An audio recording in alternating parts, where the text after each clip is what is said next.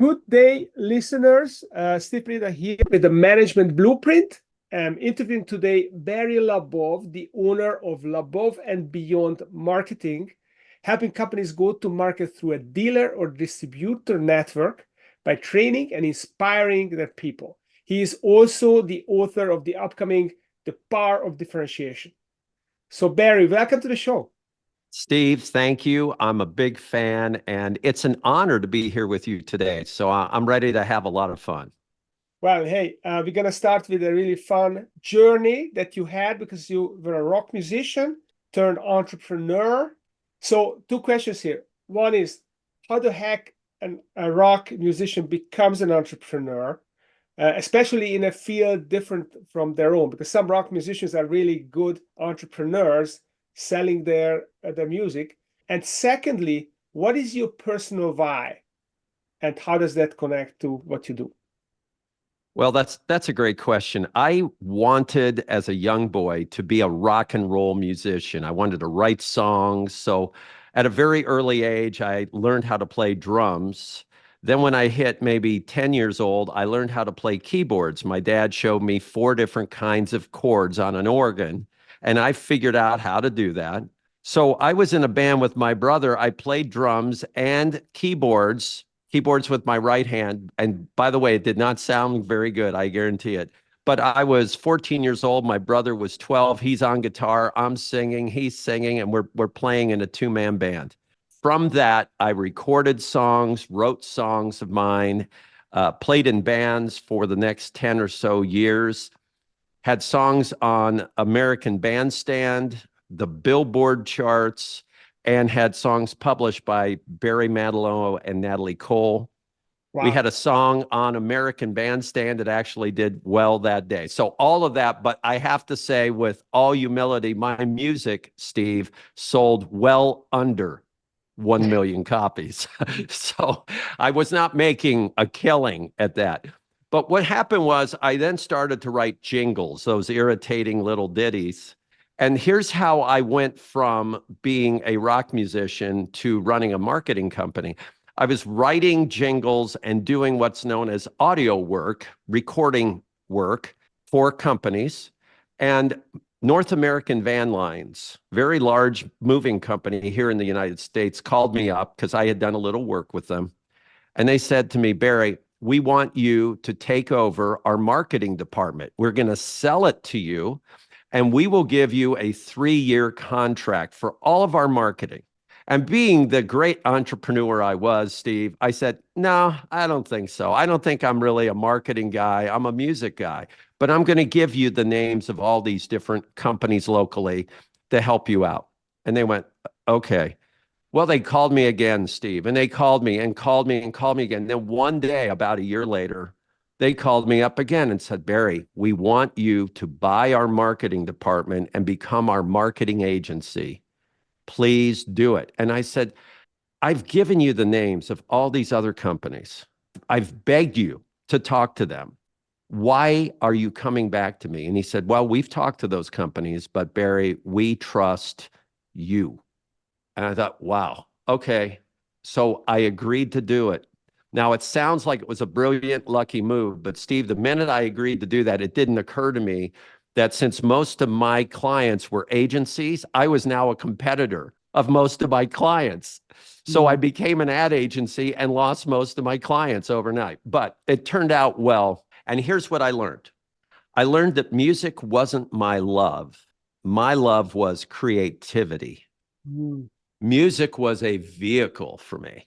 And now with marketing, I could do videos and I could do brochures and websites and technology and use creativity. So every day, literally at my company, we conduct what are known as jam sessions. Literally, they're jam sessions. And we create new ideas, hundreds of ideas every day. So I love what I'm doing because I'm in the most creative environment imaginable. Love it. Love it. And what is your personal why? So what is it that drives you? I want to do things that have never been done before. I love that. Now, that also means helping people. And it's really a big for me. I want to help people be able to attain and achieve things they never would have attained or achieved otherwise.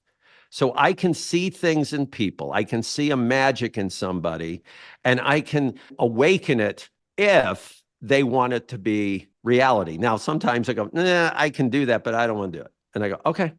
But I am driven to do things that have not been done before. I love originality. Okay, that is very cool. And it's an exciting process of discovery when you create something new, and it's very exhilarating. So I know the feeling, and I love it that you can articulate it so well. So one of the things that you have created is a process which you call brand reengineering. So what the heck is brand reengineering, and why is it important in the first place? Well, Steve, you're a process guy, okay? And you understand that you're brilliant. And you understand that a process is needed because otherwise you're kind of lost and bumping into things. And sometimes you'll do something well, and sometimes it's terrible. And you go, what did we do? What was it?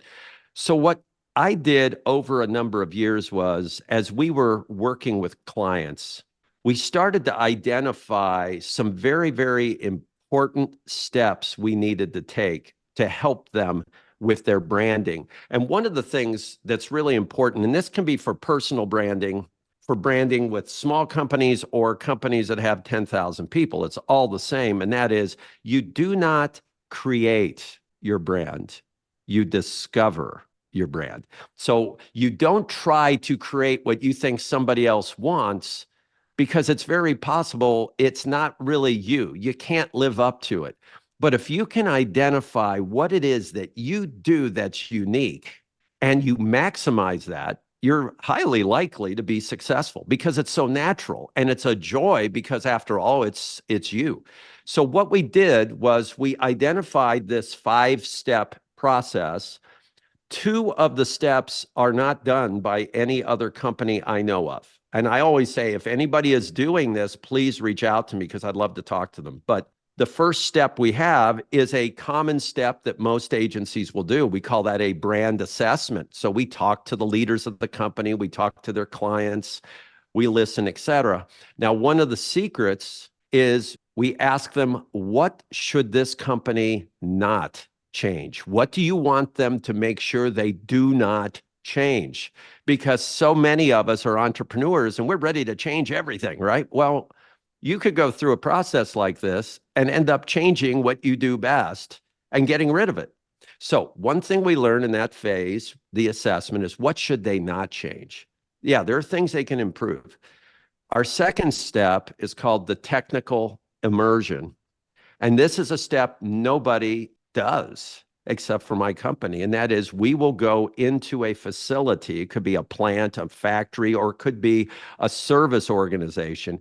We will go inside and we will spend a day with my technical people examining their processes and how they're producing whatever they're producing and how their machinery works and all the unique things they're doing to determine what are those special differentiators that they do that they're putting extra time into that are valuable. Our next step is we then put a plan together for the client. And we say, okay, here's everything we learned from people. Here's everything we learned about your processes and your parts and your procedures. Here's what we recommend. Then we will execute, which every agency does, which could be, hey, here's a logo, here's what a website should be, et cetera. We use all that information to create something meaningful. But the 5th step is another step that is just not used, which is we go to launch the new brand, but we launch it to the people that are most important in the world first, their employees. We launch it to the employees to celebrate it, to get them on board. Then we cascade out to the rest of the world. That's my 5-step process. Yeah. I love the technical immersion. So it's brand assessment, technical immersion, strategy formulation, then you execute, and then celebrate and launch. So I love step 2 and step 5 because they really are unique. So the technical immersion, so how does it exactly work, that the technical immersion, and how do you discover that uniqueness in the brand? Is there a sub process for that? There is a process. And one of our beliefs is your brand lives inside the product or service that you create. So if you are a brilliant engineering company and you have brilliant engineered products and features, you know what? Your brand is probably very engineering based. You see what I'm saying? That's what you're creating is really part of your brand. So what we do is we will enter the facility and we'll work with the top engineers, designers, manufacturers, technologists, whatever, the people that are the ones creating this offering that the company has. And we'll say, look, give us a tour from scratch and do not eliminate any step or any activity you take to produce that product. Because what happens so often, Steve, is people are so close to what they do that they don't see that magic. So I'll give you a very brief story, but it was interesting. I was at a brilliant engineering company in Pennsylvania, and the leader of manufacturing said, here's a new product. And it was a manhole cover for a stainless steel trailer. So it doesn't sound exciting, but it was interesting. I said, well, what's it do? And he said, well, it has a special latch that will activate if there's too much pressure inside the stainless steel trailer. And I said, why? And he said, well, sometimes if you're opening the man lid or the manhole cover, can be an explosion coming out because of all the flammable gases. And I said, okay, so this saves lives. He says, yes, the latch will activate, so whoever's trying to open up that lid will not be harmed. So I said, that's great. I said, now, do you charge more money for it? And he goes, no, we don't charge more money for it. I said, okay. I said, do you promote it? And he goes, no, we don't promote it at all. I said, okay, well, why did you create it? And he goes, well, we always want to do what's best. We want to help save lives. I said, okay, you at least have a name for that, right? And he goes, well, we just call it Latch. And I said, you're saving lives, you're not charging more money, and you've created something brilliant that turns out cost him about $2 million to create this. I said, can't you celebrate this internally with your people? And he said, we've never really brought it up. We just thought it's our job. I said, well, your people need to know that you did all this to help save lives. And I said, you know what? If I'm your customer, I want to know. So as an example, we dig in and we find those latches, those unique things that people are doing. And one of our key questions, because we'll walk in and they'll say to us, Steve, they'll go, no, we don't do anything unique. I go, oh, well, you got to do something. No, we don't do anything unique. So I say, for instance, I went into a bakery and they said, no, we don't do anything unique. We do everything typical. There's nothing special. And I said, okay, is there any ingredient you spend more money on? And their CFO said, heck yes, there is. There's a special grain that we pay 3 times as much for, and it's out of the northwest part of the United States. And I said, why do you do it? And he goes, oh, it's because it tastes better. And even though it hurts us profitability wise, it's something that is really, really tasty and it's great. I said, do you celebrate it? Do you promote it? And he said, no. I said, well, maybe that's a unique differentiator. You're paying 3 times the price. You're not charging for it and you haven't named it, and all the hard work they did, Steve. This is why I always tell you, you're already doing the hard work and you've already paid the big money to go do all these things. So how about letting people know? So it's discovering those unique differentiations that virtually every company has. Okay, I love that. This is great. And you know what I like most about this is it is a better version of this famous Schlitz beer advertising. I think it was David Collier who came up with it in the 1920s. Every beer was advertised the same, drink this beer and you're going to feel fine or whatever, you're going to look cool. And then they came up with this advertising copy to explain how the Schlitz beer is actually manufactured, brewed. Mm-hmm. And they were the first one to describe the process. And by people reading about the process, wow, this must be a really cool beer if it's such an elaborate process creates it. And all they did was actually just write down the standard beer brewing process, but they were the first one to do it, and therefore it built the brand. But now what you're explaining is actually, it's one better, because you are not just describing the standard process, you actually are discovering the uniqueness, and then you describe that, and that is something worthy of celebrating. So that is great. So that's the technical immersion. You find that uniqueness in the brand. And then the celebration. Is there a process to the celebration as well? So is there a unique way to celebrate? There is. I'll give the audience a couple of interesting insights to make the celebration amazing. Many times, the people who are creating our products do not connect with our end users. An example is we worked with a mobility company. So what they did is they retrofitted a van so that you could put a wheelchair ramp on it, and a wheelchair person in a wheelchair could roll themselves in, press a button, the ramp goes up. They could actually drive the van. It was their lifeline to their world. It was a great product. Well, that company was suffering from very low morale. So we put together a celebration for their employees. And what they did, and I'm going to share a couple things they did that were unique, okay? They held it, in their case, they held it somewhere that fit an automotive brand. They held it at a racetrack. So they actually brought in some race car drivers, and they brought their vans in, and they went around the track a few times with professional drivers, of course, and people were very excited. Another thing they did was they brought in their competition's product, and they had their competitor product right next to their product and had their employees experience them. So they actually put their employees in wheelchairs, rolled them into our unit, rolled them into the other people's units. So all of a sudden, the employees they're experiencing what it's like. But I'll tell you one more thing, and if your audience does this, they will be so happy. Our client said to his 500 employees, he said, after we're done experiencing the products and racing around the track, we're going to have a ceremony at the end, and we have two special guests who will come and talk to us. So they thought, okay, great. And I asked some of his employees, and I said, well, who do you think's coming? And they said, oh, probably some sports figure or some political candidate or some bigwig. And I said, okay. Well, they were all wrong. In fact, nobody stepped up when he said, I want to introduce two people, because they were in wheelchairs. They rolled up, and they were two longtime customers in wheelchairs that rolled up, and everybody gave them a standing ovation. They're crying because you know what? The people there were going, wait a minute, this is why I do what I do. And then they allowed the two owners of their products, the two folks in wheelchairs, to tell their stories. How did they end up in a wheelchair?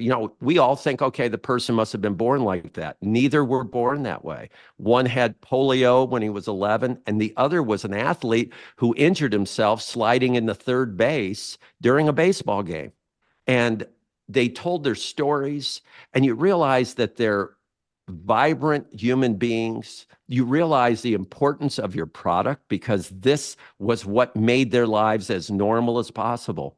And how could you walk away from there as an employee not wanting to make sure you made that product as well as you could make it? So those are a couple of things I share when we talk about the celebrations. Wow, this is very powerful. This is very powerful because I teach my clients about the why, and you shared yours. And when they discover that they have this behind the company, it's already extremely powerful, but it's still an abstract concept, right? But when you actually do the celebration and you bring that why to them in a living example with human beings who experience the impact of that why, that just makes it 100 times bigger. So I love that. I have to think about how I integrate this into my work, so it becomes part of the fabric of it as well. Thank you, Barry. That was very, very powerful. So talking about powerful stuff, you are coming out with a book, The Power of Differentiation. And I think probably a couple of these stories are in the book, aren't they? Yes. So tell me about this book. Why did you write it? And what should we know about it? The book is called The Power of Differentiation. The subtitle tells it all, which is Win Hearts, Minds, and Market Share. So it's all about winning the hearts and minds of your people and those who represent your product. So it could be distributors and dealers, and eventually, of course, your customers. Of course, you're going to end up increasing sales and profit if you do this, because it's almost impossible not to, because you have a product that you're identifying its strengths with, you're engaging your employees and the people behind it to explain it. They're going to make sure that they build it or serve it right. It's an exciting thing. So I decided to write the book because after, 3 or 4 decades of these really great experiences, I wanted to share them, and almost like a time capsule, to say, here are examples of how this is done. Here is how one company did it. Here's how another company was in trouble, and they decided to focus on what made them unique. There's even a section in the book on companies that are over a century old. There are companies out there that are 120 some years old that have now rediscovered what made them unique, because it gets very easy for us, whether we are a startup or we've been around for, one of my clients has been around 212 years. It's very easy to stop believing that what you're doing is that special. But it must be pretty special if you're 212 years old or 100 years old or even 5 years old as a company. There's something you're doing that's right. So I wanted to share these stories. I wanted people to be able to take some of the lessons, and I want as a goal to inspire and move the hearts and minds of 1 million people with this message. And that is not too much. I think I can easily do it because I'm working with one client and they have 16,305 employees. And those employees are going to have their hearts and minds moved. They're going to be inspired by this. So I've got 16,000 people already. So that's what the book's all about. That's wonderful. I just made a note. This is a very powerful story you shared about the van and the wheelchairs and the human beings behind the wheelchair and the product. And I think that's, if you have stories like that in the book, it definitely will inspire people. So Barry, we have to wrap up very shortly, but before we do, tell me, what is it that you're working on that most excites you beyond the book, which is already done, it's coming out. So what's next for Barry? I'm working on a lot of exciting projects. We're helping a healthcare company revitalize its workforce. We're learning what's important to them. So we're talking, as I mentioned to you, to 16,305 people at 29 different locations. I'm excited about that. There's a professional baseball team that reached out to us, or to have us help them rejuvenate and transform their image in their community. And I think it's exciting because we're going to actually help their community rally around that team for various reasons. It's very exciting. It's a very meaningful thing. So I'm doing those things. I have a really great team. So as I've mentioned to you, we've got people all over the nation, all over the world that we're working with, making a difference and trying to find ways to help people feel the significance in what they do, the meaning behind the products they're producing or the service they're providing. So on a daily basis, that's the feedback we get, and it rejuvenates us on a daily basis. Yeah, I love it. So that's kind of another layer behind discovering the brand, because that's just kind of a feature, but the benefit is helping people find meaning. That's the layer below. So love it. So thank you, Barry, for coming on the show and sharing your great stories of creating meaning, discovering what we are all about, and connecting your employees to it. And then you have a process to actually re-engineer brands for other people using the same principles, celebrate it with the employees, have them be the first one to plunge into this experience of what this brand is all about. That is awesome. So thanks for coming and sharing these stories. And if you're listening, don't forget to subscribe and like and comment on our videos on YouTube or LinkedIn. We'd love to hear your thoughts on and your stories around this topic of meaning and brands. And we'll definitely respond to it and engage with you. So please do that and stay tuned, because every week you're going to get better and better entrepreneurs, and we're switching to 2 shows a week. So you're going to get it in a higher concentration as well. So thanks, Barry, for coming, and thanks for listening.